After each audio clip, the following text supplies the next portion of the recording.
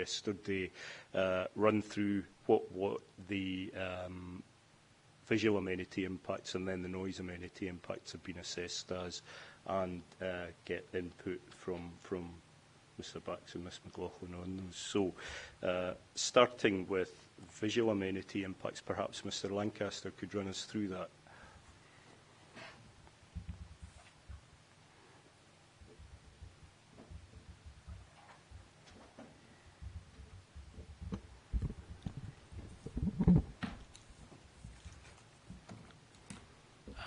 Okay, first of all, the visual amenity, visual assessment at Druimuan House, we actually screened out of the visual assessment. We screened the house out because when we did our initial surveys and assessments, we felt that it was well screened from the A9 and would be from the proposed scheme. I think it's worth mentioning the ZTV is the zone of theoretical visibility, which was prepared, which is CD13 figure 14.2a, be a good one to look at.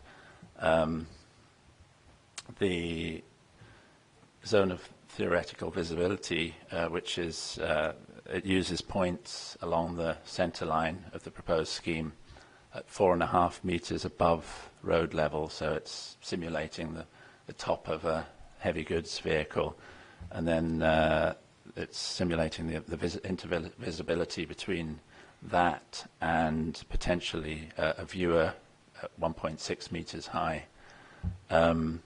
Now, I think it's also important to note that on this ZTV, the vegetation isn't added into the model, so it's what's called a bare ground ZTV, so it assumes there's no intervening vegetation. We don't, for road schemes, we tend not to use a ZTV as an impact assessment tool as such. It's what we do use it for is to help define our study area.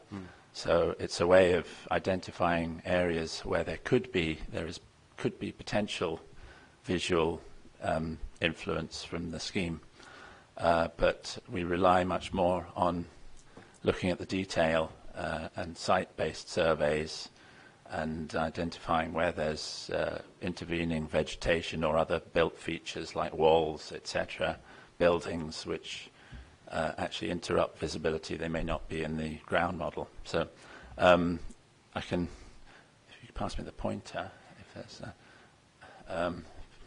mysteriously there's a white stripe right through Druimuan House there. But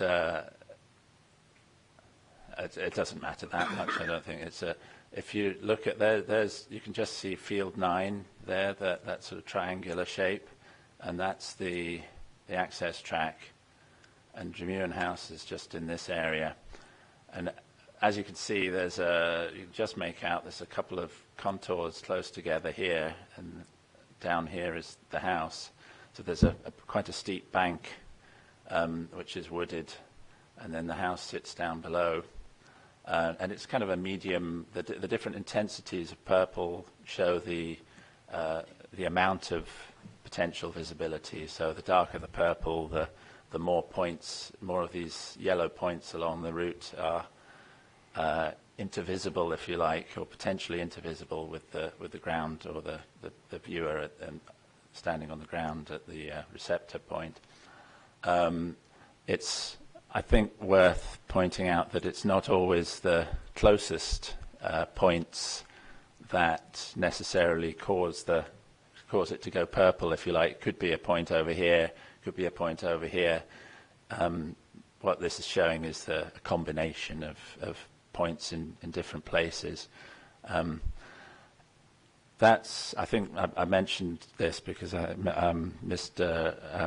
Bax mentioned in his hearing statement, I think, that the Druimuan House was in the zone of theoretical visibility. So I really just wanted to explain the way we use them. And I think, to reassure you that we have looked at things in more detail to determine visibility. So coming back to my first point, we didn't actually include Druimuan House as a visual receptor because we couldn't identify that there was any visibility or any chance of a significant impact, certainly, because there's a fair amount of existing woodland now. It's probably worth bringing up TS 428.2 at this point, which is cross-section.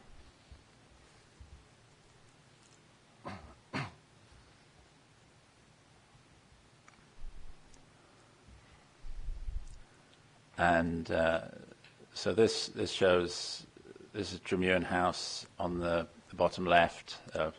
Shows the footprint, and as you can see, there's a sort of retaining structure and a slope, a steeper slope up here, which is wooded, and then the A9 sits up here, and it's quite difficult to see from this, but you can just see the new earthworks where there you go, that's actually where the lay-by is with the stone wall at the back of it.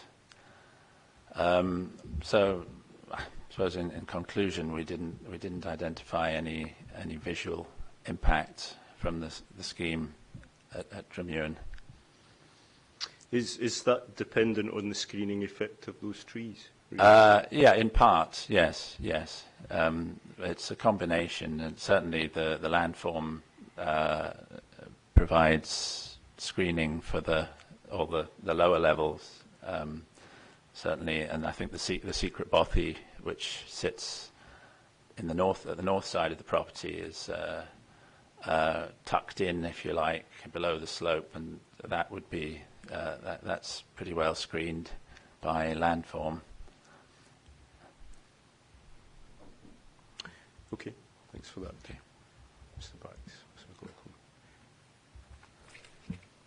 I haven't really got anything particularly to say further on that aspect, but it's more, we've got some points about the CPO boundary, but I don't know whether you want to come on to that later or... Yeah, we can do.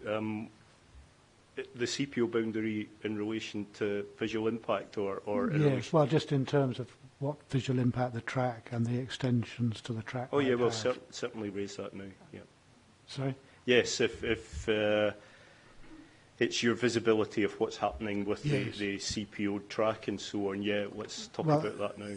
I was just wondering, we were wondering, I think you say that the track will be widened just to the northeast of the house. We were simply wondering where exactly that widening might take place and whether it will impact at all on the wall, on the boundary wall, or whether it's further to the north of that. It might be worth Mr. Robertson telling you about the specific detail of the wall. Yeah. Any widening to the access track is to the northeast of your property. The length of existing access track which runs down the boundary of your property, there is no proposed widening of the access track at that particular location. It's to the north and northeast of your property.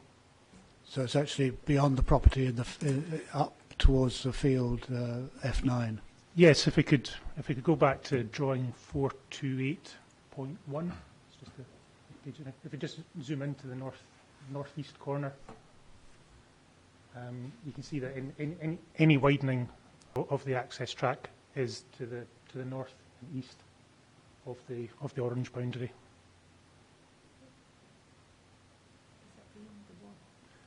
And the length of the existing access track, which runs down next to the orange land boundary there, that is existing access track that is not to be widened. So that's beyond the wall, isn't it? Yes. Yeah. So yes. Nothing. Yep. The access track will stay as it is. But within the extent of the walled. Within the extent of the wall. Next to the walled garden. Yep. Right. Okay. Okay. That's clear. Thank you. Nothing further on that, Mr. Barks? No, obviously we want to we want to keep those screening trees as much as possible. So that was the Who concern. controls those trees? Whose land? That's Arad Estate. Arad.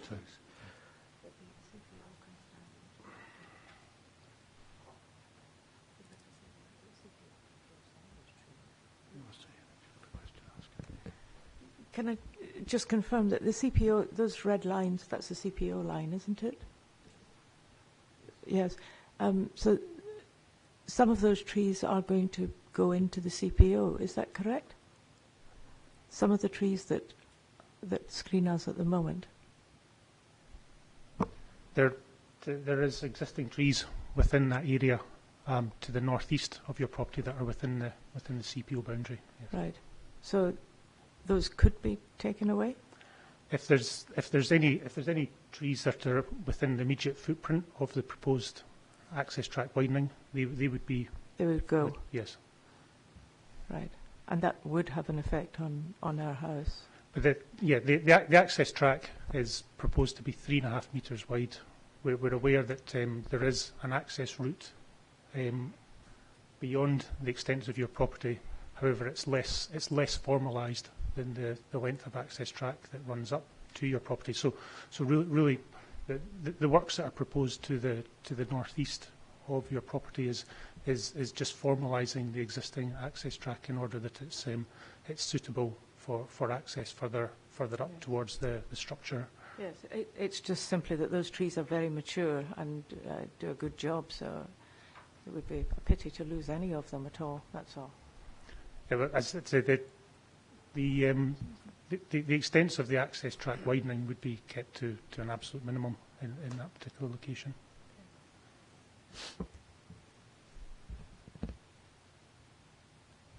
Thank you.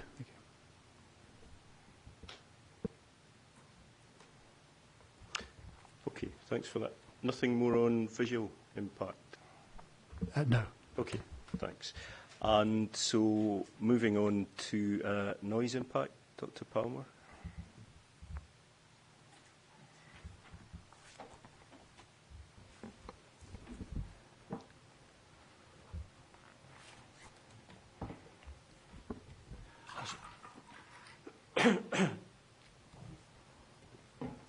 I'll start with operational noise, and I'm going to just read a section from paragraph 3.30 of my hearing statement. And here it says that the least beneficial noise impacts at Druimuan House and Druimuan Cottage are no greater than an increase of 0.7 dB with the proposed scheme in place, having regard to Appendix A 17.3 of the ES. These noise receptors are R5039 and R5040. Moreover, as evidenced in Appendix I of the development of the scheme report, the refined design also results in predicted least beneficial noise impacts at Druimuan House and Druimuan Cottage that are no greater than an increase of 0.7 dB with a proposed scheme in place. So, as already explained, that both of these potential noise level increases are below the perception of hearing, so therefore they are deemed to be non-significant noise impacts. But also, the reason for providing you with both the refined design and the DMRB Stage 3 design noise levels, you can see that they're both the same. And the reason I've provided you with that information is because the objectors were concerned about the removal of the replacement bund. And although the replacement bund has been removed, we do have these natural stone walls that have been put in it instead. And as a consequence, there's no difference in the noise levels at the objectors' properties when you compare the refined design with the results of the Stage 3 design as well. And Your comments on construction Oh, the noise same as what I've would said. be the same as yesterday. Any comments on that, Mr. Bax? We are, obviously our experience of living in the property, we recognise that the noise currently comes from the south, i.e. from the cantilevered section. That's where the views are more open. We had always thought that we were protected from noise from the north because of the bund. Is it your proposition really that that has not been the case, that it's more to do with the topography of the landscape, or are we right in thinking that the existing bund does have an impact on our perception of where noise is coming from? I think if I recall correctly, we objectively, the highest noise level with regards to road traffic noise is to the northeast of your property. However, you report that your perception is that the noise from the road is dominant from the southeast, and it's coming from the cantilever section.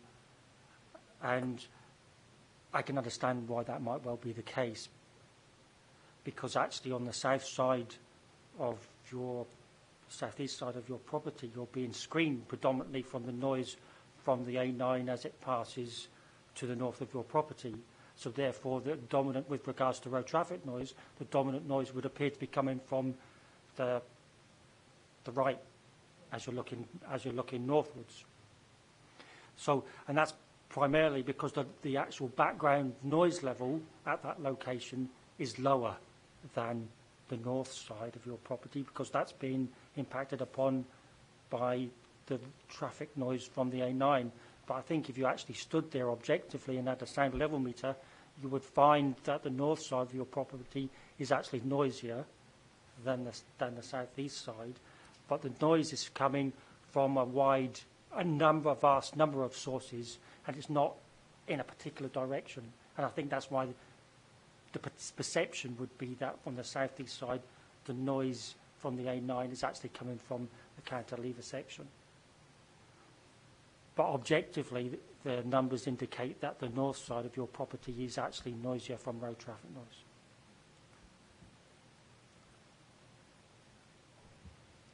So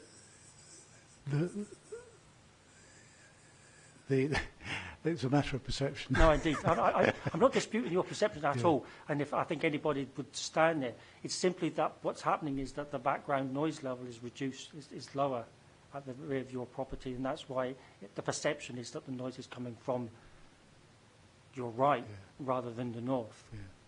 Because that's being screened. You're being screened from that noise when you're on the south side of your property.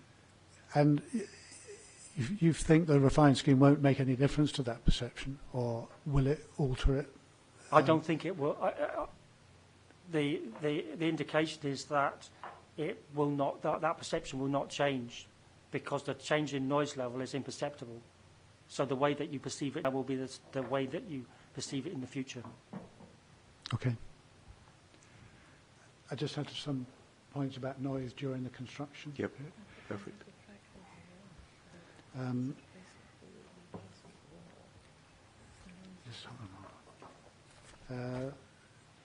We heard, I think, on Thursday, in relation to the new bridge at the Glengarrig, that involved a period of 15 months continuous construction.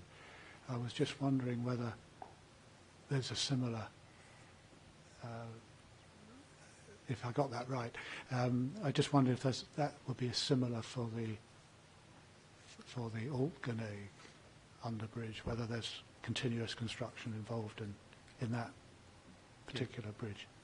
The reference to 15 months that I made last week, that's in relation to this particular bridge, the Altgreneg. Oh, it was the Altgreneg. It's the Altgreneg bridge, the bridge that's closest to your property. Right. Yes. So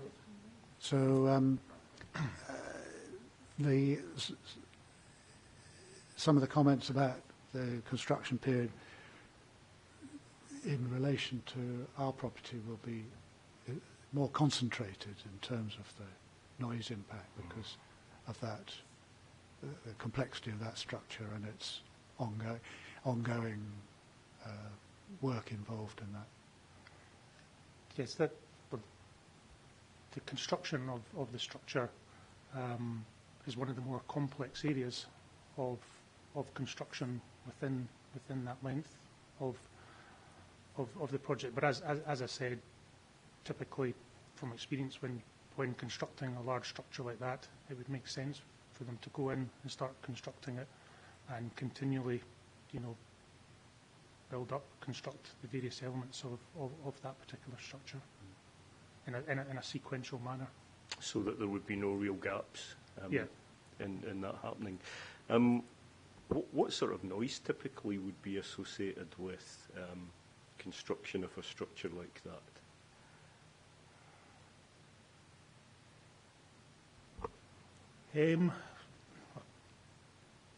The sequence of construction would typically start at the base up, so forming the foundations, then pouring material into to form the foundation, building up the abutments. That'll involve them bringing in concrete, other similar materials,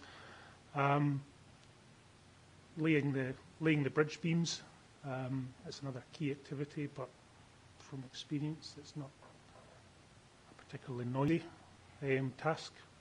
Typically, the bridge beams would be craned in and bolted onto the abutments. And thereafter, once the bridge beams are in place, it would be typically the casting of the bridge deck, and then constructing the general finishes, the surfacing, installation of parapet beams. So there's nothing that stands out as being particularly noisy at that particular location. It is within the project, it's one of the three largest bridges. But again, there's nothing that stands out as being departing from sort of normal bridge construction at this particular location. Okay, thanks for that, Mr. Bax. Will the access track be used for construction vehicles for the bridge? No, I think as we've said previously that the access track that runs up past your property from the B8079 would not be used during construction. I mean, having driven up and indeed walked up and down it several times, I appreciate that its proximity to the watercourse on the east side of it. I would put it that it's not suitable for large construction vehicles. It would be needed, and therefore alternative means of access into that particular area would need to be identified by the appointed contractor in order to construct the bridge and indeed the other lengths of the scheme either side of it. And would any contractor required, if he did want to use the track, to consult us in advance or once? Yeah, I think we talked previously about one of the mitigation items as being the appointment of a community liaison officer. So, as part of that role, any changes in construction or indeed if there was a need to use it, potentially by smaller vehicles. But as it stands just now, we consider that access track would not be suitable for construction vehicles. Okay.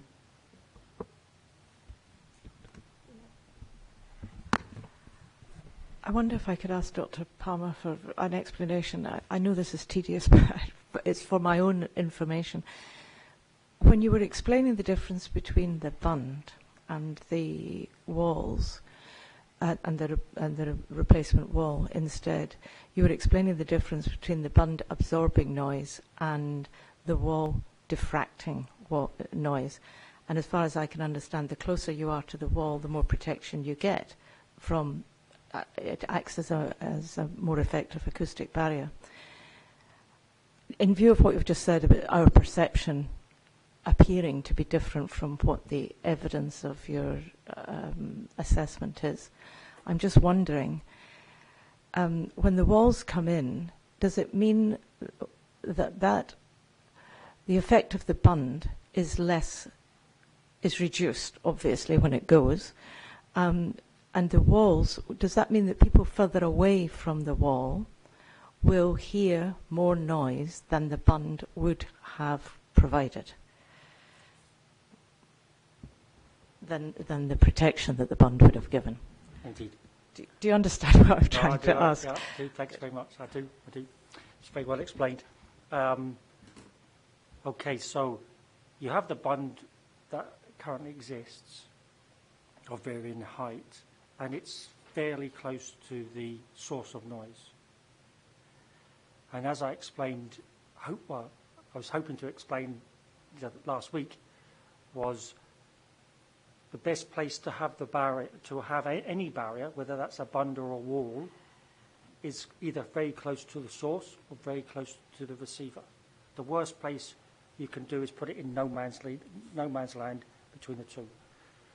So the existing bund is relatively close to the source, so it's relatively effective at reducing the noise level at your property. When the bund is taken out and the wall is put in its place, then it's also relatively close to the source, and the height is such that it is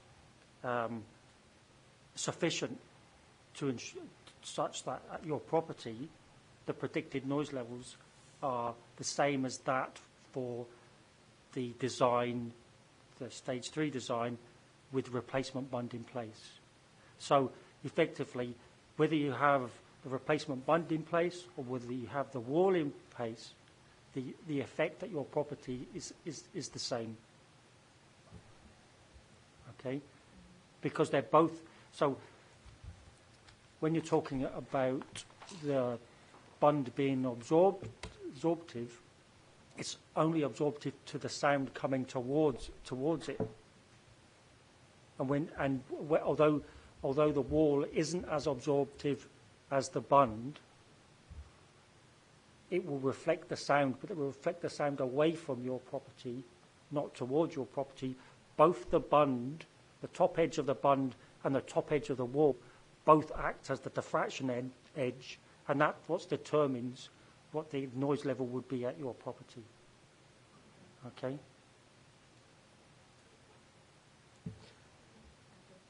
Are we done with noise? Yep, perfect. Okay, I'm aware Mr. Dempsey is here. I didn't have any items on the agenda thinking about setting. I got a good idea for myself of setting impacts on the site inspection, but I suppose for completeness, is there anything that the objectors wish to raise about the setting of the listed building? No? Okay. Thanks. So moving on to agenda item 3, impacts on the secret bothy business.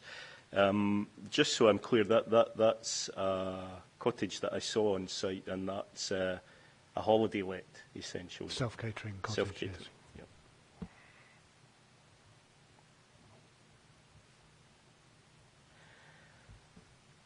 And Mr. Kerr is here.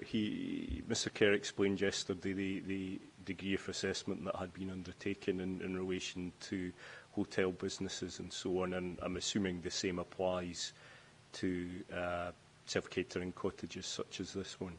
Yes, sir. The secret bothy was identified as the baseline, and the other similar assessments with whether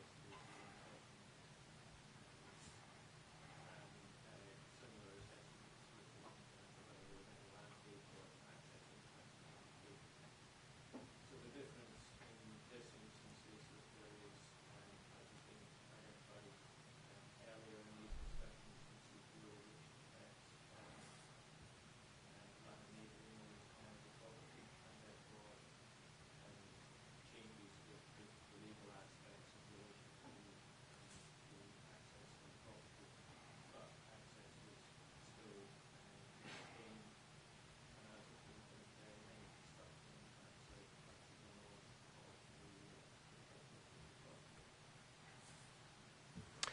Thanks.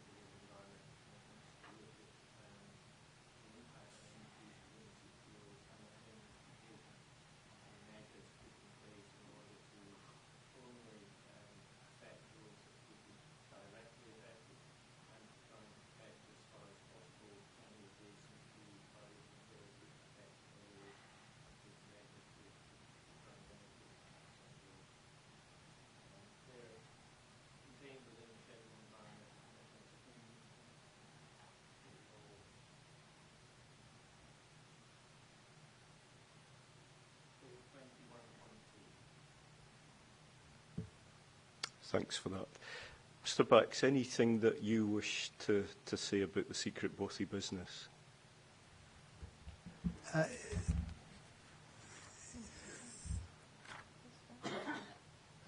was just slightly confused. We had understood that the business impact assessment would only be relevant if there was land take, but I think there is a slight difference here between ourselves and the other properties we were talking about yesterday because of the adjacent CPO. Is that correct? Well, clarify, there's no land take per se. It's a servitude right that is acquired through the shared use of the track. So whilst there's a right of access and a legal change in that as a consequence of the order, then it doesn't actually affect your ability to gain access to the property as before, and therefore for the purposes of the assessment, we considered that there was no change to the situation. Obviously, we're concerned during construction in particular that the nature of the property at the moment, which is a quiet location in a beautiful natural environment, will be impacted. But I suppose it was just again about the clarification. I think in 3.28 of your hearing statement, you say that any compensation for loss of business is out with this particular hearing, but am I correct in thinking that we would or would not be eligible for any compensation for loss of business? Sir, if I could just clarify, the promoter's position regarding your access drive is contained from 3.43 onwards within the hearing statement. The promoter's understanding is that you don't own the access track, but you have a servitude right of access over it. The promoter requires access over the track for the purposes outlined in the hearing statement, and that is the reason the track is included within the compulsory purchase order. But you are not having any actual land taken away from you, and it's for that reason that you are considered to be statutory objectors, which may entitle you to compensation in accordance with the Compensation Code in due course, but that's ultimately not a matter for today's proceedings. Okay, thank you. Yep, I think that's pretty clear to me. Is that the clarification that you were looking for? Yes, yep. Yes. Perfect.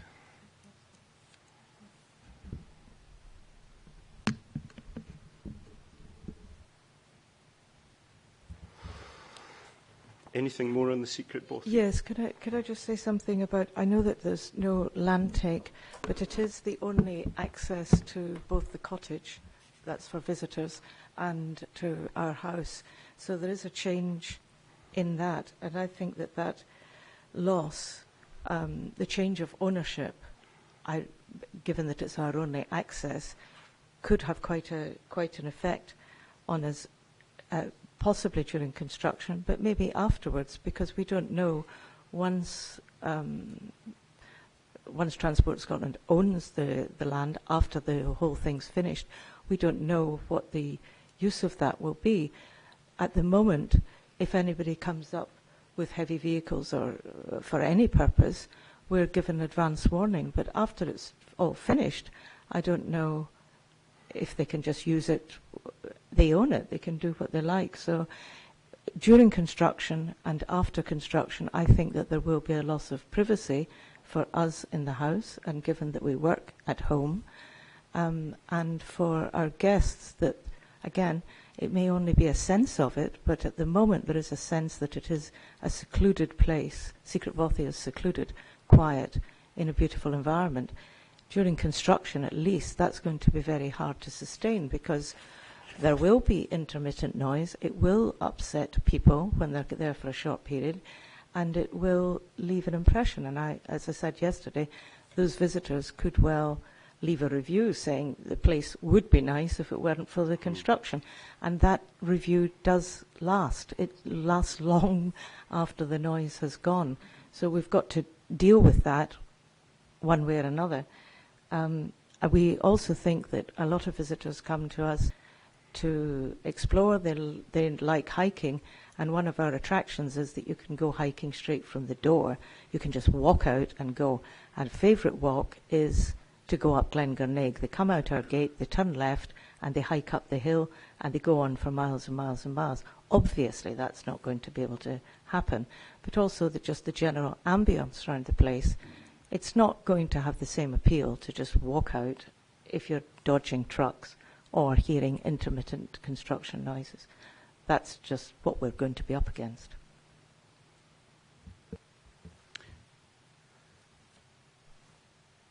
There were a few issues in there. I'll leave it to you as to who you call on to respond to that. Well, post-construction, the promoter's position is set out in paragraph 3.47 of the hearing statement.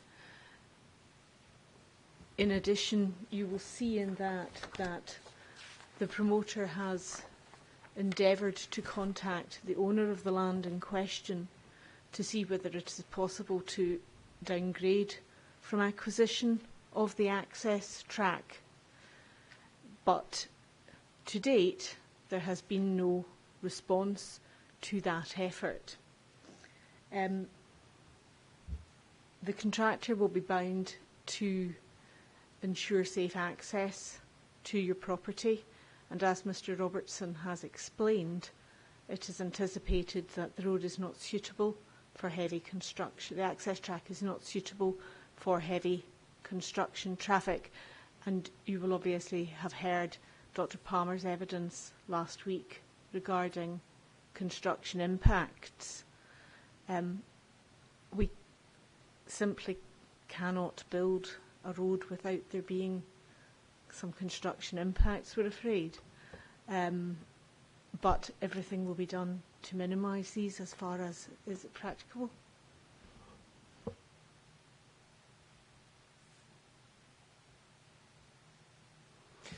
Do we know what the likely use of the track in the operational phase would be? It's intended for maintenance purposes, isn't it? Yes, that's correct. It would be used, as a means of accessing the western end of the Altgrenade underbridge. Typically, general inspections of the structure take place approximately 2 years, and then there's also principal inspections, which Sorry, did you say every 2 years? Yes, every 2 years, and then principal inspections are a more detailed inspection. Those are less frequent. But this, in line with the other two large structures within the scheme, that being the Essingall Underbridge and the Pittledonach Underbridge, the scheme allows for access to each side of those structures, those three large structures. So the approach of having this particular access up to the structure, and in particular the lower elements of the structure, from site you'll be aware that this structure spans quite a notable gorge, and the existing structure has structural elements that are some depth below A9 levels. A means of access to those lower elements of these particular structures is seen as advantageous, and as I said, is consistent with the other two large structures within the scheme. There's also an area of ecological mitigation, the red squirrel and bat mitigation. This would provide a means of access up to those particular areas for ongoing maintenance as well. And anything beyond that? Yeah, the only other point to make is that this came out last week as well, that that is an undesignated local path that does provide access from the village to the memorial cairn.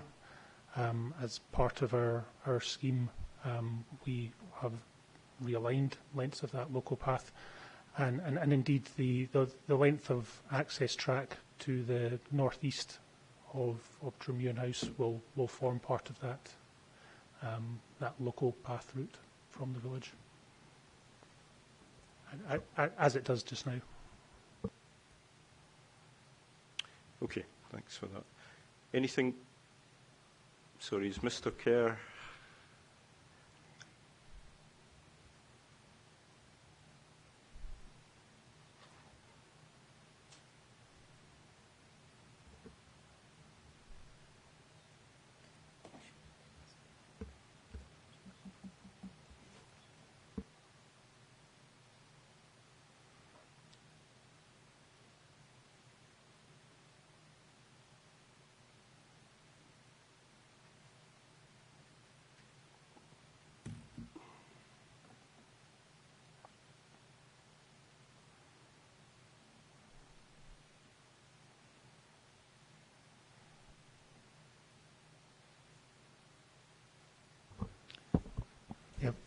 With reference to mitigation measures during the construction work, within the environmental statement, it is, if I could just direct us to core document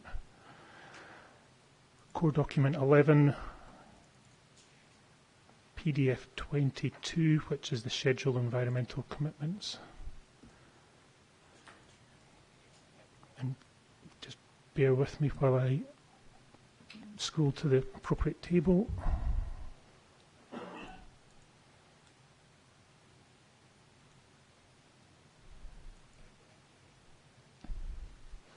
Yes, it's table 21.3, which is on page 6 of 50.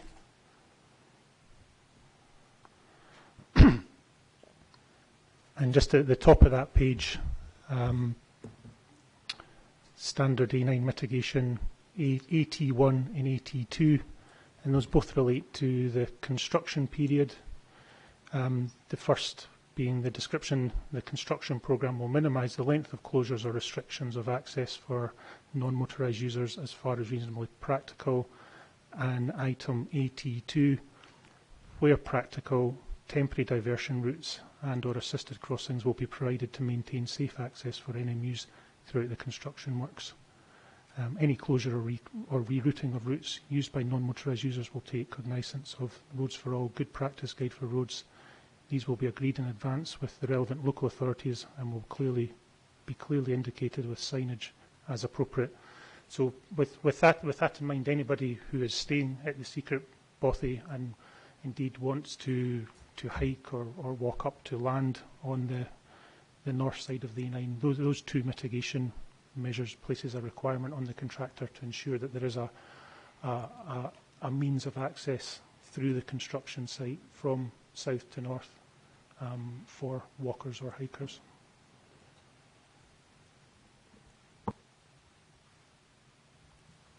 Thanks for that. Mr. Bax. Nothing further. No. Okay, thanks. So moving on to agenda item 4, there seems to have been some uncertainty, I think, regarding the landscape proposals for field F9. Is that issue now resolved? Yes, we believe it's been resolved. And the outcome of that was? Well, correct me if I'm wrong, but the mitigation planting has been moved to Clunes, which is north of the House of Brewer.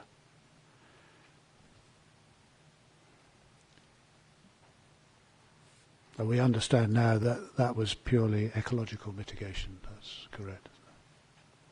Yes, that's correct, as per Mr Lancaster's evidence last week, and this aspect of the battlefield will remain open as it is at present.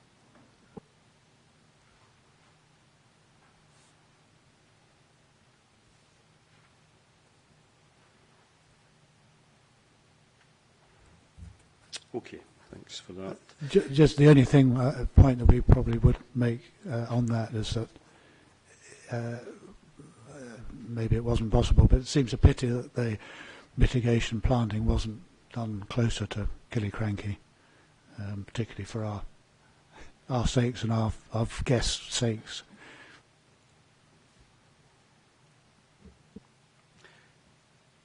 Is there anything to be said on that? This was just general compensatory mitigation, was it?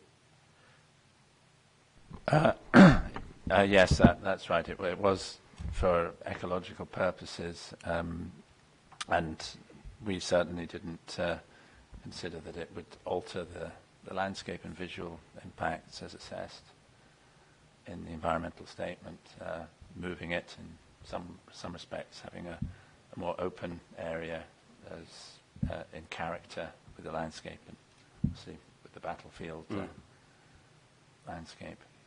Okay, thanks for that. So moving on to agenda item 5, the entrance drive and other access issues. I think we've spoken already about the impacts on the entrance drive. I'm quite happy that we've covered we've covered that.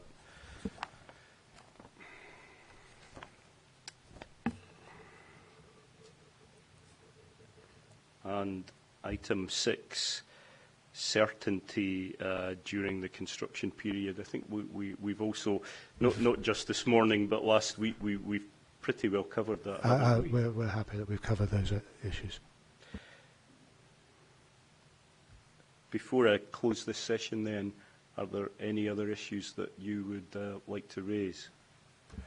Just a couple of points. Just one very small point in relation to the hearing statement we had received from Transport Scotland at 3.1. It's stated that they have been in consultation with us regarding the proposed scheme and the need for compulsory purchase of land from them since 2014.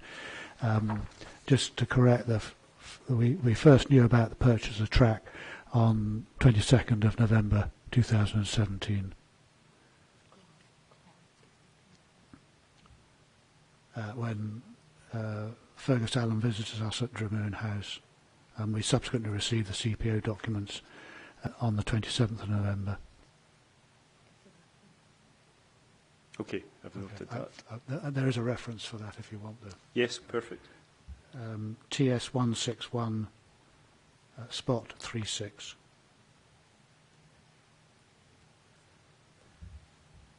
Any other matters?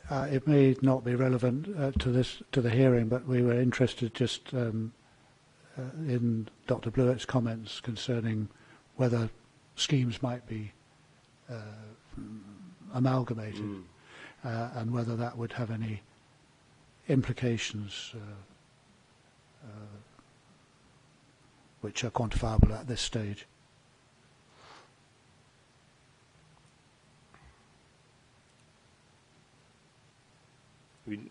I understood Dr. Blewett to say yesterday that that may happen, but there's no way of knowing whether it will or not.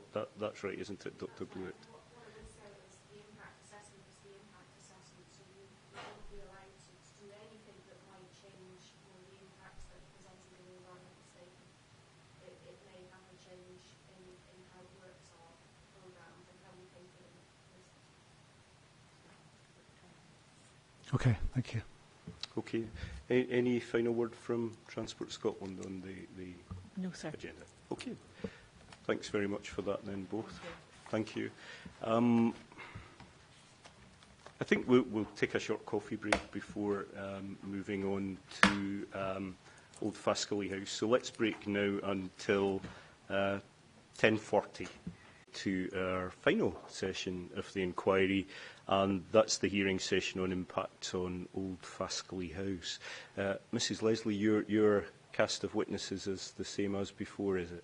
Indeed, sir, and the additional document reference is TS429. Thanks for that.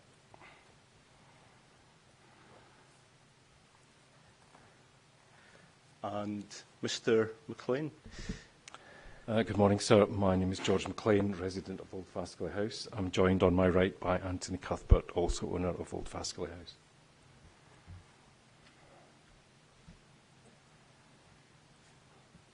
Thanks for that. Okay, so just taking the agenda as it was issued, and we'll take amenity impacts first of all. And again, I suppose I turn to Mr. Lancaster to give us an outline of visual amenity impacts as assessed.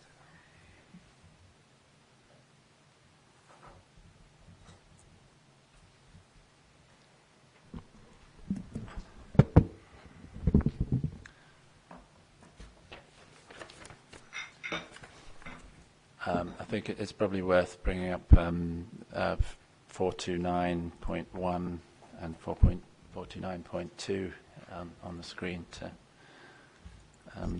go through this. As with Druimuan House, Faskally House, which you can see on the plan, is get the pointer to work in this location. Has a belt of trees around it, and so we didn't actually include it in the visual assessment. So similarly, it was screened out of visual assessment, although it appears in the ZTVs, the zone of visual impact, influence. The vegetation provides screening, which includes evergreen vegetation along the western boundary between the field. There's a small field between the boundary and the existing A9. The cross-section on TS 429.2 illustrates the relationship quite well, with Faskally House on the right-hand side, land sloping down. This is the field which sits in the hollow where the proposed SUDS is, and the existing A9 on an embankment on the left side of the cross-section, and the proposed widening on the northbound side, so on the opposite side from the property. So it's been widened away from the property.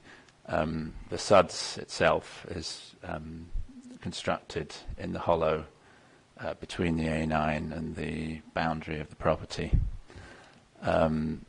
But as I said, in terms of visual assessment, we screened Faskally House out of the visual impact assessment because of that screening effect of the boundary vegetation.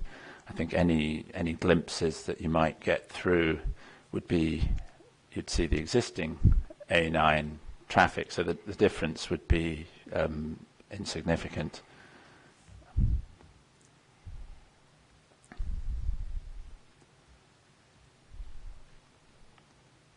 And presumably you would say views of the SUDS feature would also be screened both by topography and vegetation? Yes, the SUDS feature sits quite low down. You can see on the cross section there's a natural hollow in that location already. So the SUDS feature tends to sit. It's quite a good location for a natural water body, if you like, just because it sits within the hollow. So I think it fits quite well into the landscape.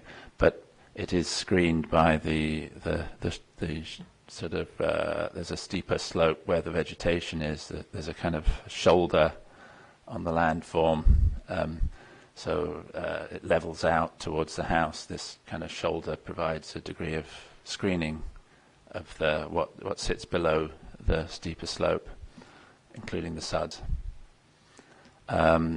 What I would say is if you go back to the previous figure, which is 429.1, and I think this was in response to communication from the objectors that we would extend in the refined design.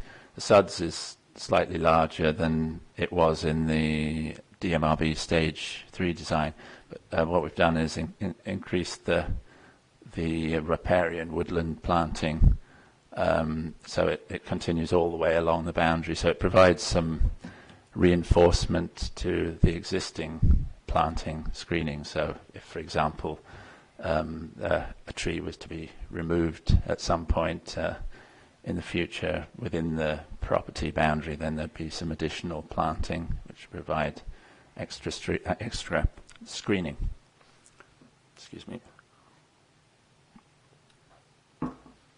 Okay. Thanks for that. From the objector's point of view, I'll ask you in a minute just to give me any comments generally on landscape and visual impacts. But looking at the diagram on TS429, the trees that are providing the screening at the minute, they look to me to be within your property boundary. Is that right? That's correct. Okay, perfect. And general views, a response to what Mr. Lancaster has said? I would just like to say that we were very pleased to see that the complete area surrounding the SUDS basin is now trees, whereas in the previous versions there was a space there. So.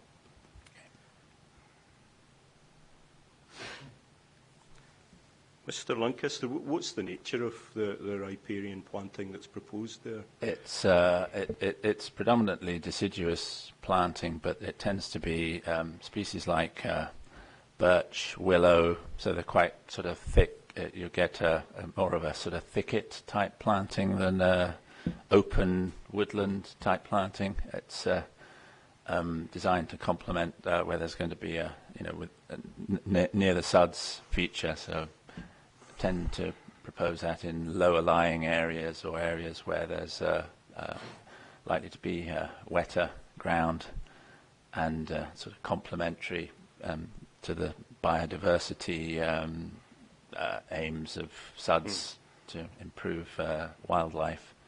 Okay, thanks for that. Anything more, Mr. McLean, on visual impact? No, thank you. Okay, thanks for that. So, thinking about noise impacts, Dr. Palmer.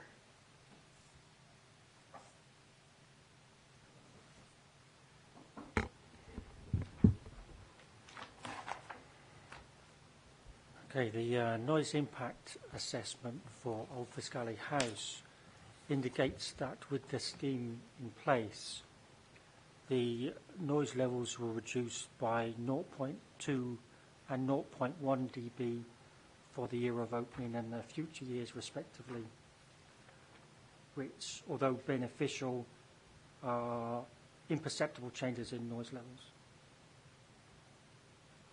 What's the reason for the reduction in noise levels? Is it mainly the road surfacing material? It's predominantly the low noise road surfacing material, but in this instance also, combined with that, is that because it's a southbound widening, there's a proportion of the road traffic is moved slightly further away from the property.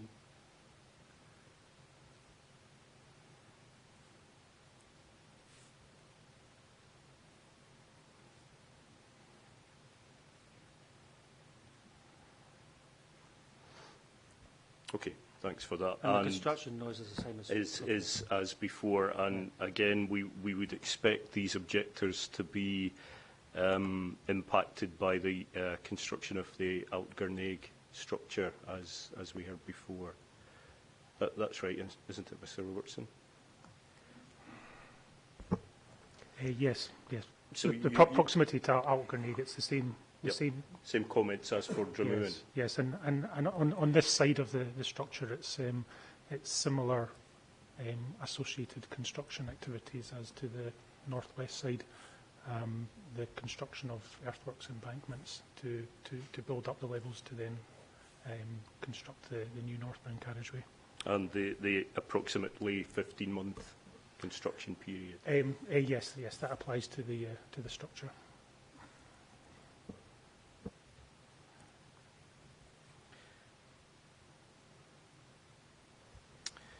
So, Mr. McLean, you refer in your hearing statement to working from home and the impacts presumably you're most concerned about those during the construction period.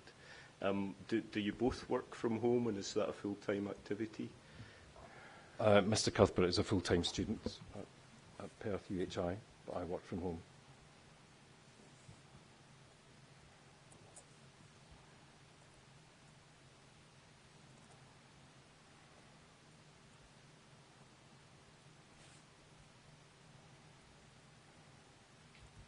And the noise environment in your home currently is affected or not, would you say, by road traffic noise? It is currently, and so we were a bit worried about an increase in the noise that would be visible, well, audible to us in the future.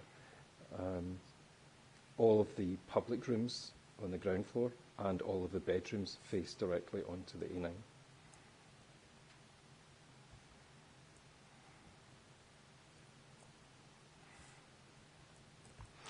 And any other comments generally on construction noise?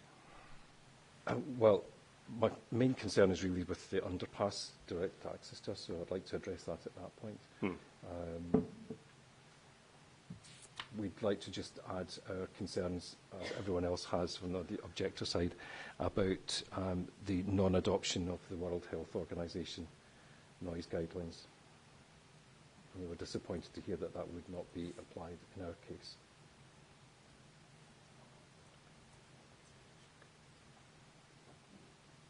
And I've heard previously what Transport Scotland have had to say on that. I mean, I don't feel particularly that you need to add to that, but you can if you wish to.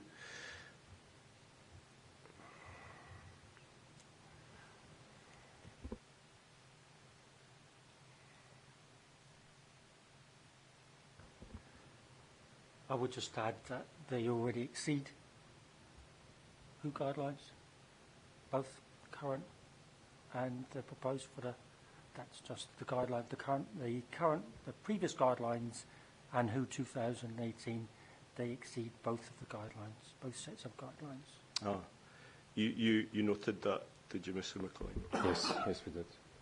And sadly for us, being a listed building, we are not able to have double or triple glazing.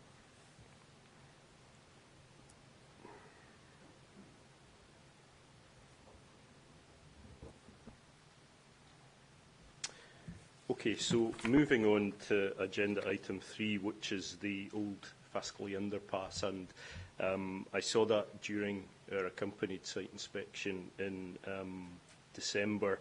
I think it would be useful if Mr. Robertson presumably just talks us through what's proposed there and the rationale for the proposal.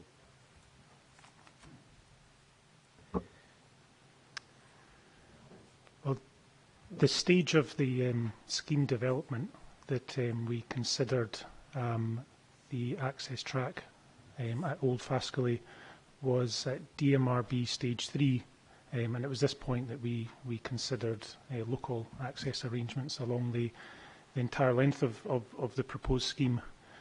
Now, at Old Faskally, it was a little bit different to other areas where local access was impacted, whereby at this location there was already a grade separated crossing of the A9 with the access track passing underneath the A9. So at this particular location, we didn't consider any notable options for connecting one side of the underpass to the other.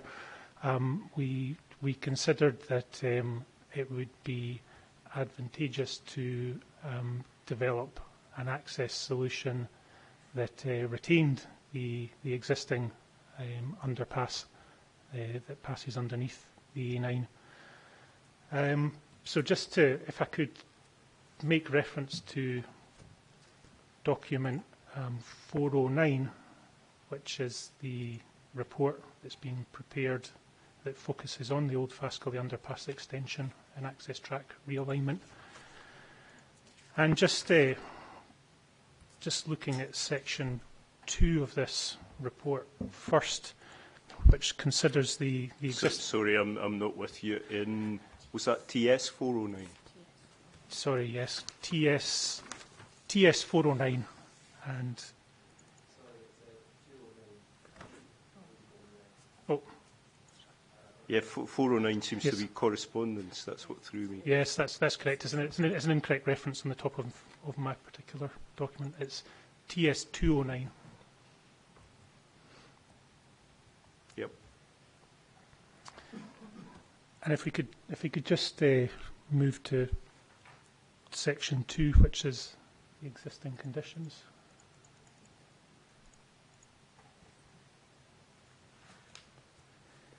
So this particular part of the report, there's various figures which help set the scene. Figure 2.2, which is on page 3, that shows or demonstrates our understanding of the local area and the various properties, businesses that use the existing underpass. We're aware, Old Faskally House uses underpass. There's Old Faskally Cottage. There's a number of holiday lodges to the north. Old Faskally Farm is in the area as well. An operational farm with surrounding land, and also the Killiecrankie water treatment works. So, through the consultations we had during the scheme development, we were able to build up a picture of which, the type of vehicles, the users that use the existing underpass. We also went out to visit the site. That's demonstrated in the figures, the photographs that follow that particular that image. That shows the photographs on page 3, 4, and 5 of the report that demonstrates and gives you a feel for the existing approaches to the underpass, both approaching from Old Faskally and from the B8079. Based on topographical survey work, our site inspections, and also consideration of the as-built drawings from the 1980s when the existing A9 was built, we were able to build up an understanding of the existing alignment of the access track. And within the objector report, we report information on the existing access track, the cross-section, the existing usage. We go into details about the existing horizontal alignment. One of the key things to point out here is that the underpass is straight and it is approximately 23.2 metres long. The minimum headroom that is achieved within the existing underpass is 4.56 metres, and during the early part of DMRB stage 3, when we first consulted on this particular access track underpass extension. A concern that was raised by several users of the access track was the ability for any underpass extension to be able to accommodate the existing larger vehicles that use the underpass. We're aware from discussions with the owner and operator of Old Faskally Farm that he uses the access track to transport cattle, livestock. We're also aware from our consultation with Scottish Water, who operate the wastewater treatment works, that they have tankers which use the underpass and access track. So the key concern at stage 3 was not specifically related to safety of the access track and underpass. It was more the ability for any works to the underpass extension to be able to allow the continued passage of larger vehicles. Moving on to section 2.6 of the report, this focuses on the existing access track visibility. We have done a detailed assessment of the existing visibility that is achieved in Table 2.1 and Table 2.2 of the report. That we assessed the visibility that's achieved at 10-metre intervals, and just really the key point to say there is that when you're travelling in the northeast direction, that's towards Old Faskally, the minimum visibility that's achieved reduces to 21 metres. When travelling to the southwest towards the local road, the minimum visibility reduces to 27 metres. And within that table, I've provided an explanation as to what it is that's limiting the visibility, and also provided an image which shows in relation to the existing access track where those minimum visibility achieved. It's not only an access track that provides vehicle access.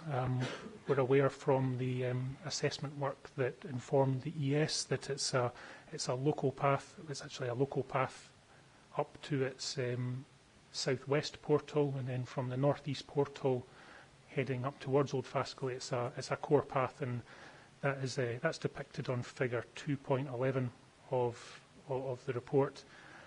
The existing access track is currently under private ownership, and there's a number of existing rights of access over the access track, and that's reflected in the compulsory purchase order document. So moving on to the proposed scheme, the proposal is to extend the underpass. The extension is approximately 16.5 metres in length, extending generally to the southwest. And beyond the southwest extent of the extension, there is a localised realignment of the access track in order to tie back in to the existing access track. Subsequent sections of this report detail the exact details of the horizontal and vertical alignment. I won't at this point go into the exact details, but really the key point I would make is that the horizontal alignment and the vertical alignment are no worse than the existing alignment.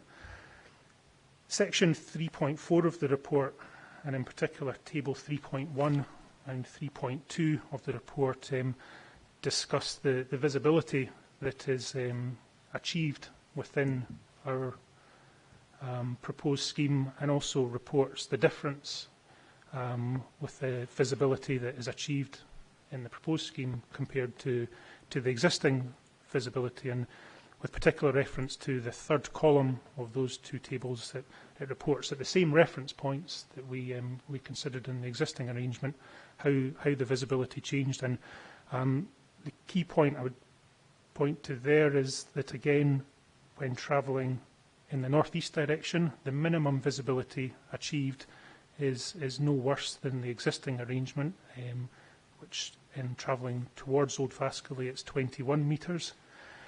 When travelling towards the B8079, it's 30 metres, so there's actually a slight improvement in the visibility when travelling towards the B8079.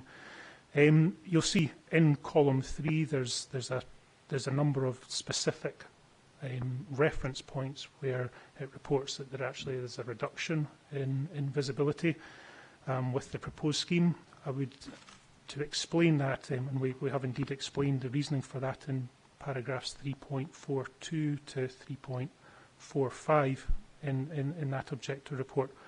The repositioning of the southwest portal and wing walls, the extension of that out towards the general direction of the B8079 means that when you're travelling from the B8079, there will be a localised reduction in visibility.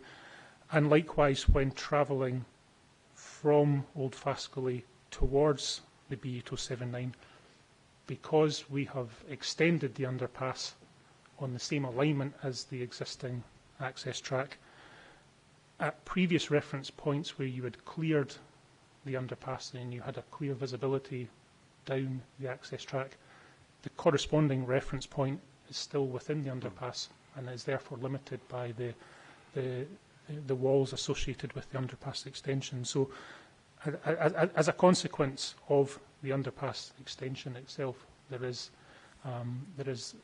localised reductions in visibility. And that also ties into the overall proposal for extending the underpass on a continual straight line. It means that you're able to see from one end of the underpass to the other end of the underpass, which my position is there's advantages from a safety perspective of being able to see from one end of the underpass to the other. The existing access track cross-section within the underpass is 3.5 metres wide. There's 0.5 metre kerbed up stands on either side. As part of the proposed access track, the proposed underpass extension, that existing access track width of 3.5 metres will be extended. So it's a uniform cross-section between the existing underpass and the proposed length of underpass. The realignment of the access track to the southwest end, that includes verges. There's a widened verge on the inside of the bend, and there's also a 2 metre wide verge on the outside of the bend. The verge on the outside of the bend in particular has been identified as a point where pedestrians could stand on, walkers, hikers could stand on to take themselves actually off the access track width when a vehicle is passing. And I suppose the final point with regard to the cross-section is that on the inside of the bend, there's an area of widened verge. Part of that would be proposed to be hardened verge to ensure that two vehicles could pass each other. And to demonstrate that two vehicles would be able to pass each other on the access track, we've done a number of swept path drawings which are included in the appendices of that particular report. So that basically gives a background to the work we did to build up an understanding of the existing arrangement and how the proposed scheme has effectively joined one side of the access track to the other with the new northbound carriageway on top. No, my recollection from the site inspection was that two vehicles couldn't pass within the underpass, and that arrangement will be maintained. Yes. But there's intervisibility from either end of the underpass. Yes. The underpass is extended on a single bearing. There's no bends within the underpass, so you will be able to see. And as I said, it's the access track. The actual width from kerbed up stand to kerbed up stand is 3.5 metres in width. And that is evidenced by the general arrangement drawing, the as-built drawing from the underpass as it was built in the 1980s. Okay, thanks for that. Mr. McLean, comments on the... well, it would help me actually if you started by sort of outlining your experience of using the existing underpass and then move on to give me comments on the proposal that's before us. Yes, sir, thank you. As a pedestrian, first of all, I use the underpass to walk my dog And in my outline statement, I actually described what are pavements, what I assumed would be pavements at the side, but I understand that's not the correct term. I have a Newfoundland who's, by its very nature, a very large dog, and there's not enough room to stand myself and the dog at the same time. I have experienced meeting young ladies pushing prams, which cannot fit onto that platform that removes them from the road. And I've also met horses on the way up, and of course a horse can't stand at the side there either. We have had occasions in the past when shooting parties in convoy are coming through the tunnel, which then means that someone has to reverse either uphill or downhill to get out of the way of the convoy. What happens if, as a pedestrian, you're in the underpass and a vehicle or a convoy comes through? Are they generally waiting for pedestrians to clear, or are there occasions when the vehicles will move through and force the pedestrian up onto the upstand? In my experience, that's the usual situation, that we're expected to move to the left or the right.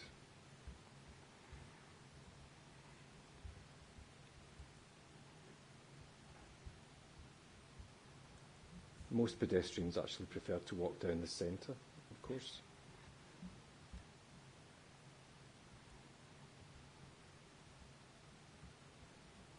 Okay.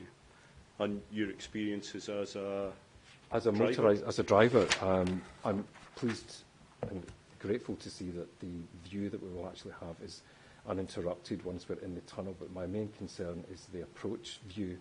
And I noticed that at point -30, when we're travelling southwesterly direction, there's a 36-metre difference between what we're able to see approaching at both of these points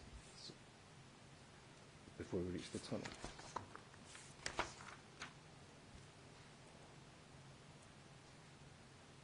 So it's not just the visibility within the tunnel that I have concerns about safety, it's actually the approaching vehicles to the southwest and the northeast. Sorry, approaching from which direction? From the southeast. Southwest. From the southwest. It's slightly easier at night time, obviously, because we can see headlights, but in daytime, where most of the activity takes place, then we can't see what's approaching.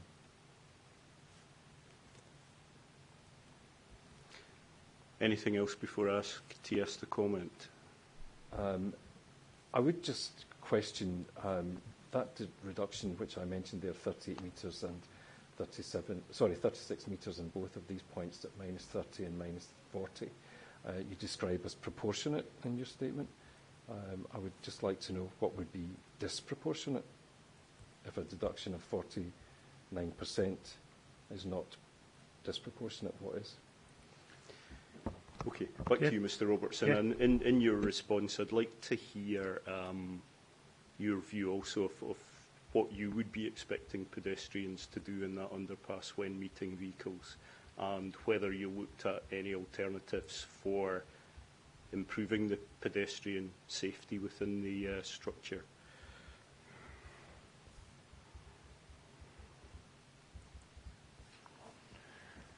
Just to clarify the point about the visibility that's achieved at reference point 30, which is table 3.2, and that's travelling in the southwest direction. Again, the reason that 36 metres is stated is at reference point 30 under the existing arrangement, a driver has already cleared the underpass and therefore has visibility, through there's no existing, or sorry, there's no abutment associated with the underpass, whereas in the proposed scheme you're just leaving the exit of the underpass. Therefore the southwest wing wall is preventing visibility. However, a similar arrangement exists in the current underpass when you're leaving the existing, or when you're exiting the existing underpass travelling in the southwest.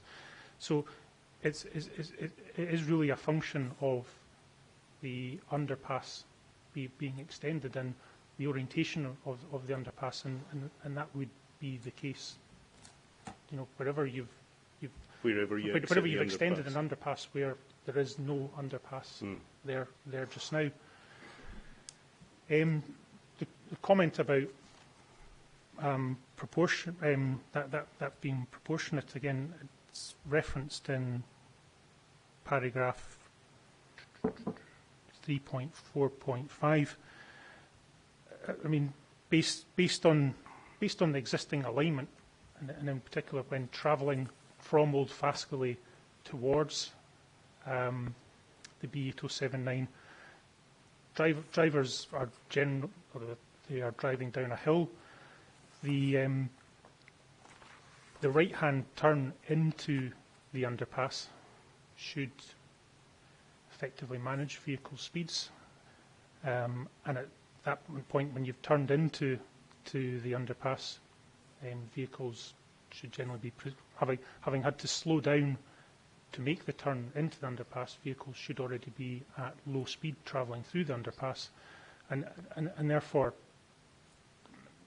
as a result of them travelling at low speed, believe that the visibility levels that are achieved when exiting the underpass are appropriate for the speed that vehicles should have attained, and again, as a function of the existing alignment of the access track, particularly on the northeast of the underpass. With regard to pedestrians, I think one thing I'll just reiterate is that the proposed cross-section of the underpass will, whilst the access track is 3.5 metres, the existing kerbed up stands of 0.5 metre will be retained through the new underpass. It will be a consistent cross-section, so there still will be an opportunity for a walker to stand up onto the side when passing through the underpass. And as I've already said, on the southwestern approach to the underpass, there will be a 2 metre verge on the outside of the bend that will allow walkers, pedestrians to stand on when a vehicle is passing. To increase the hard standing area within the underpass, that would require the complete demolition of the existing underpass, which would have additional works, additional complexities for the E9 and further traffic management phases, and generally further construction complexities. It is our position that the combination of the access track realignment and the cross-section that particular section allows for, the inclusion of this 0.5 metre wide upstanding through the underpass, the ability to see from one side of the underpass to the other, and the low vehicle speeds that the existing alignment of the access track should result in, are appropriate for this particular location. Is there any reason why 2 0.5s couldn't be replaced by 1 metre wide upstand? Well, I think from my understanding of the kerbed upstand, whilst they allow a pedestrian to stand on them, they also perform a function whereby a vehicle travelling through the underpass at low speed, the kerbed upstand, would alert a driver if they were veering off the access track and almost approaching the wall. Yes, exactly.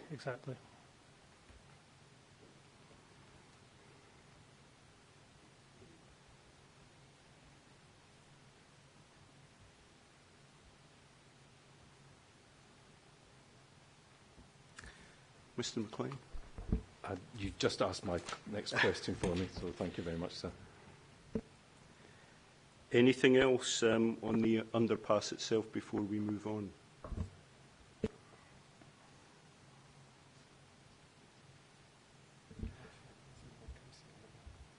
Yes. Would it be possible to pull up the previous section when we looked at the photographs? Just to identify where the passing places are going to be.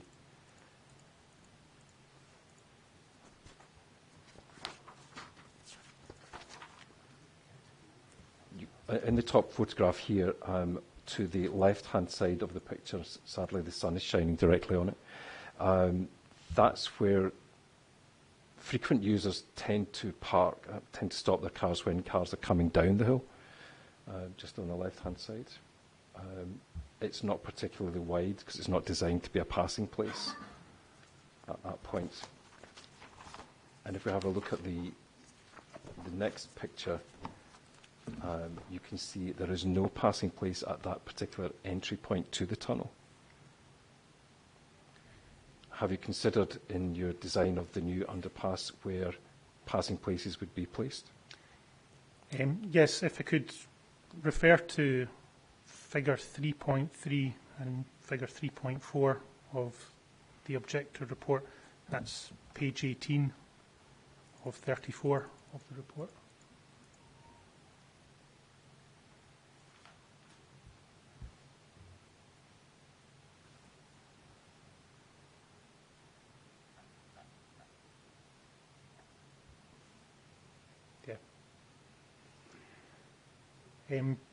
Taking the northeast end first, it might be better just to scroll that down out of the or zoom in.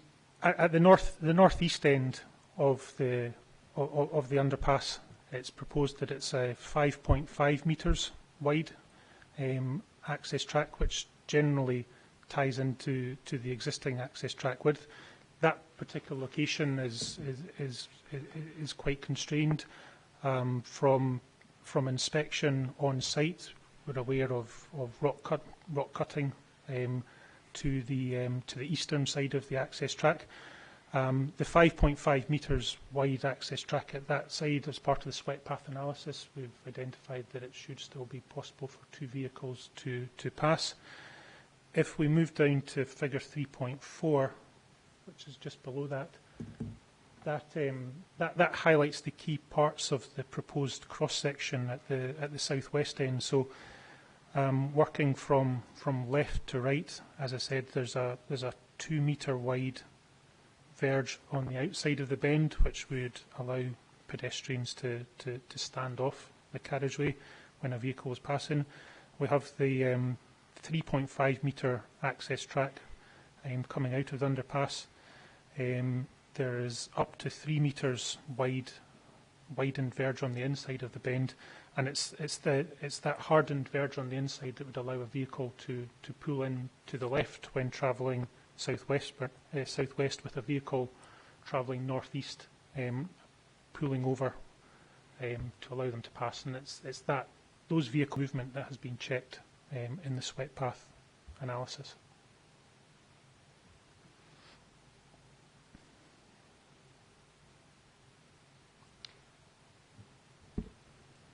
Can I just ask what's going to happen to the drain that's running down on the side? Again, we're aware of the drainage. There's the drainage. We have the as-built drawings from the original A9 construction, so we're aware of how the existing access track and the underpass drain. The extension of the underpass would need to take into account existing drainage and ensure that any drainage associated with the existing structure is tied into the to the proposed underpass extension. In the southeast and northwest direction, is that drain going to be covered or left open as it is currently? Within the underpass itself, any drainage would be covered. We're aware at the northeast end there's open drainage. The access track realignment on the southwest end, that would need to ensure that there's drainage within that access track that outflows to the nearest watercourse. There's a bit of a distinction here between the drainage on this particular access track and the A9. within the A9, the dual carriageway, the drainage typically is through filter drains and into suds feature. This particular access track, the approach to the drainage on this access track and indeed other access tracks within the proposed scheme has been agreed with the statutory consultees, and that would not drain through a suds feature. It would drain into the nearest watercourse, which is similar to the existing arrangement. Having found myself in the drain on one occasion, one winter morning, very early, because of the ice on the road, I'm a bit concerned that the safety has not been considered here very thoroughly to actually make sure that it's covered, because that would give us an additional piece of land in case we had to move to the side. The covering of any drains, I would suggest that's an element for the detailed design of the drainage design. Likewise, a risk assessment would need to be undertaken of the access track, particularly on the south-west end. The access track is obviously currently in fairly close proximity to the Troopers watercourse, the Troopers Burn watercourse. Watercourses can present a hazard from vehicle incursion. So, for example, part of the detailed design would need to consider the risk assessment of a vehicle leaving the access track and going down the embankment into the watercourse. So if that risk assessment identified sufficient risk, a mitigation measure could be to install a safety barrier on the outside of that bend. Thank you very much. That's perfect. Okay, thanks for that all. Now, item 4 on the agenda is other access issues. It seemed to me from your hearing statement that you did have concerns beyond those raised by the underpass. Do you want to outline those for us? Yes, this is during the construction phase, really. If we could have a look at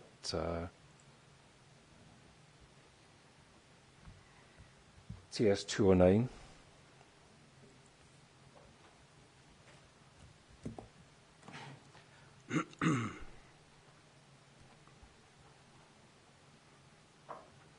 And that's 3.8.8.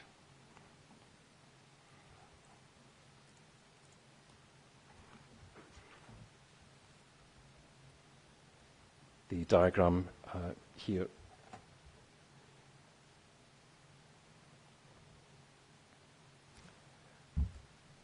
thank you.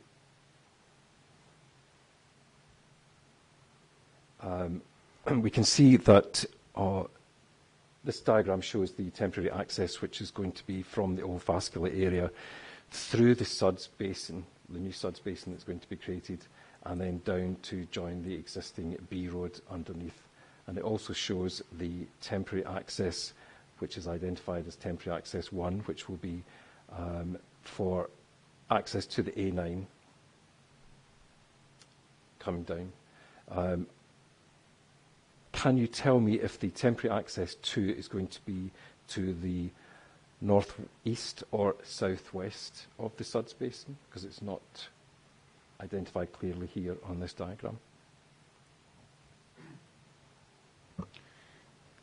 Yes, with regard to temporary access 2, the exact positioning of that particular access track would be the responsibility of the appointed contractor to identify.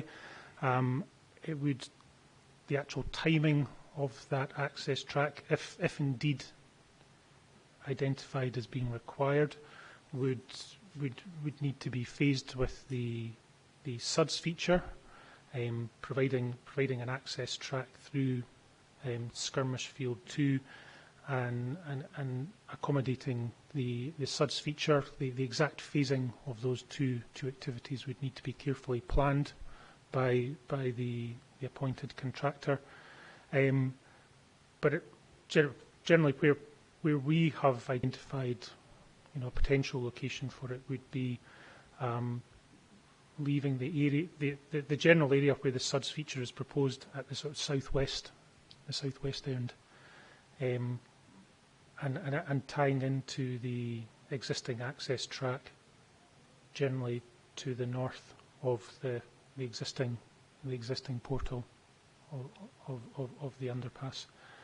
But as I said, from the constructability work that has been undertaken to date, and mainly as a function of the existing width of the underpass, it's been identified that there is the potential that the underpass could be required to close.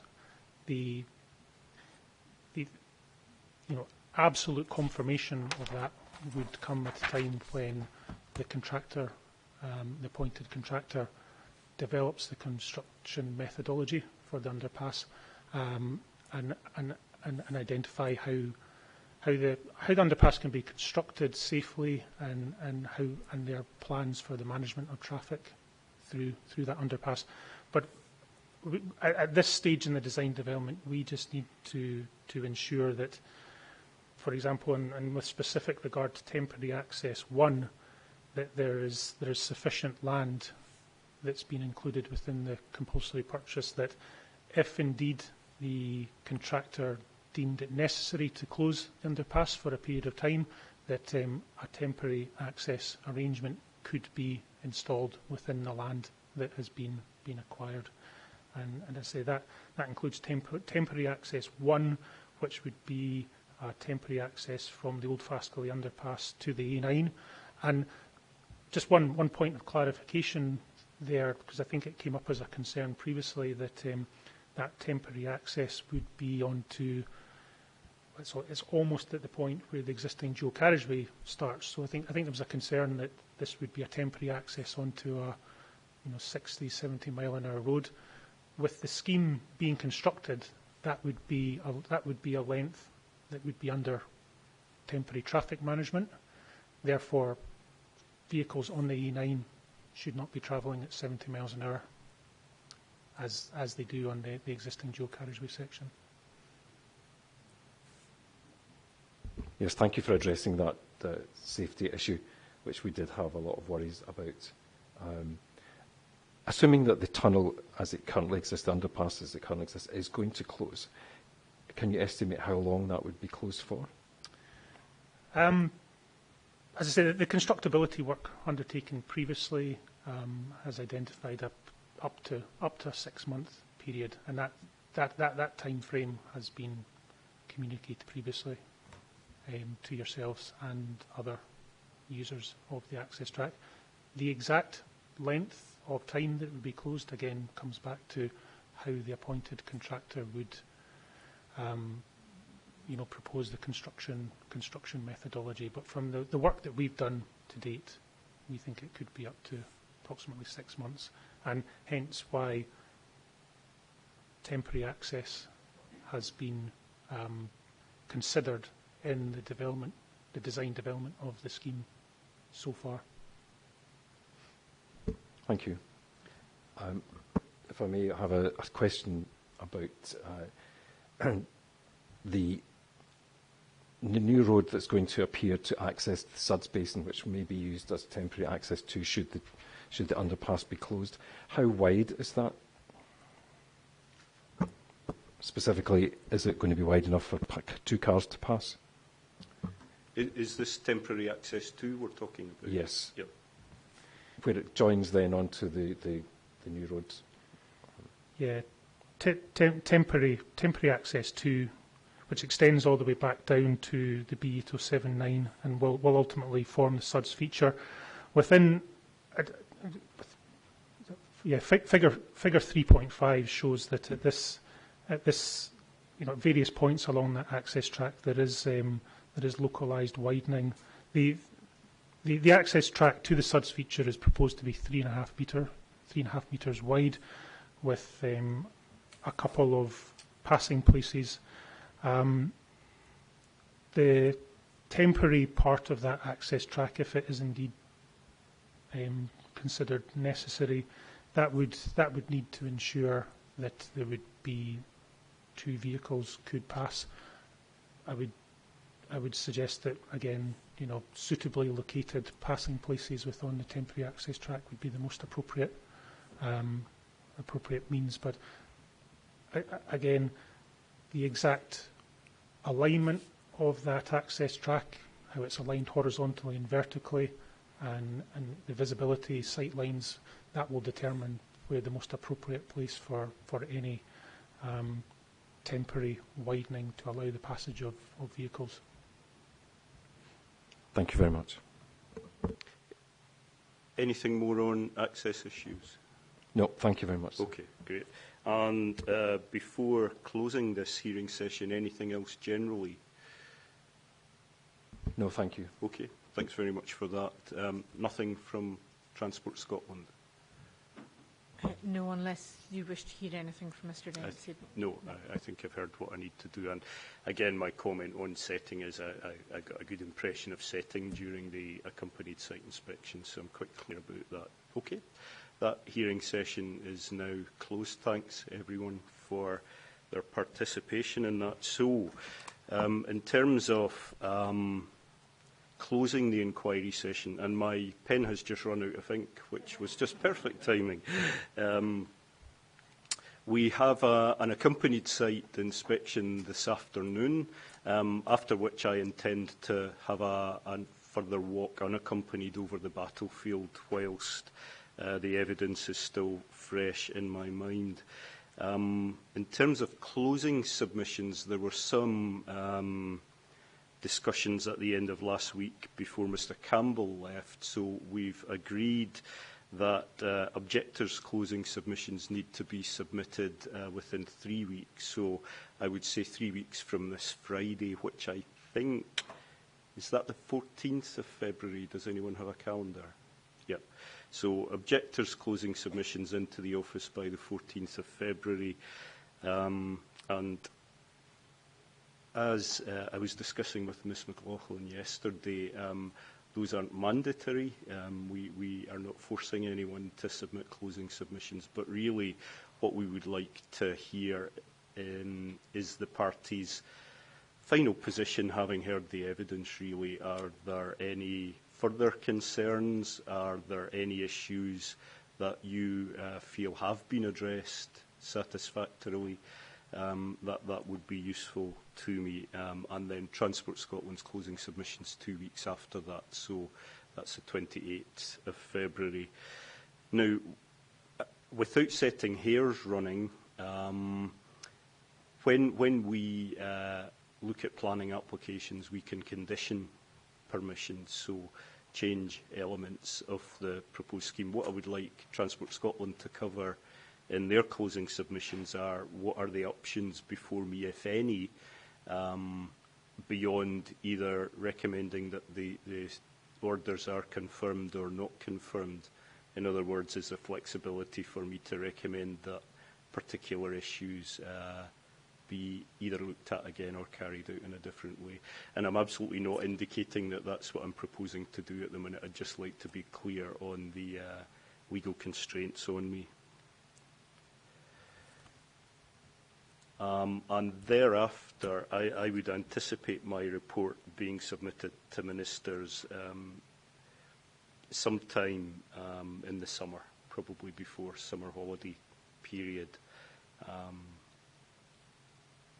Okay. So, any other issues before we close?